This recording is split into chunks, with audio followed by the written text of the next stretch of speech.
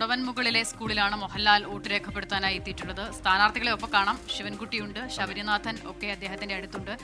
ഗോപി, സാധാരണ നിലയിൽ ഇത്രയധികം ആളുകൾ ഈ ആദ്യ മണിക്കൂർ, അതായത് വോട്ടെടുപ്പ് തുടങ്ങുന്നതിന് മുൻപേ ബൂത്തിലേക്ക് എത്തുന്നത് അപൂർവ കാഴ്ചയാണ്. പ്രത്യേകിച്ച് പ്രധാനപ്പെട്ട ആൾക്കാരൊക്കെ തന്നെ നേരത്തെ എത്തി വോട്ട് രേഖപ്പെടുന്നുണ്ട്. സത്യത്തിൽ ഇത് ഒരു വലിയ പ്രേരണയായി മാറും. കൂടുതൽ ആൾക്കാർക്ക്, പ്രത്യേകിച്ച് ചെറുപ്പക്കാർക്കൊക്കെ വന്ന് വോട്ട് രേഖപ്പെടുത്താൻ ഇതൊരു വലിയ പ്രേരണയായി മാറും എന്ന് നമുക്ക് കരുതാം. മുഹമ്മദ് റിയാസിനെ നമുക്ക് കാണാം. ബേപ്പൂരിലെ ഇടതുമുന്നണി സ്ഥാനാർത്ഥിയാണ് മുഹമ്മദ് റിയാസ്. അദ്ദേഹം പോളിംഗ് ബൂത്തിൽ എത്തിയിരിക്കുന്നു. വോട്ട് രേഖപ്പെടുത്താൻ വേണ്ടിയുള്ള നിരയിൽ അദ്ദേഹം നിൽക്കുന്നുണ്ട്. വോട്ടർമാരുടെ നിരയിൽ അദ്ദേഹത്തെ കാണാം. മറുഭാഗത്ത് സുരേഷ് ഗോപിയെ നമുക്ക് കാണാം. ഒരു ഭാഗത്ത് വി ഡി സതീശനെ കാണാം.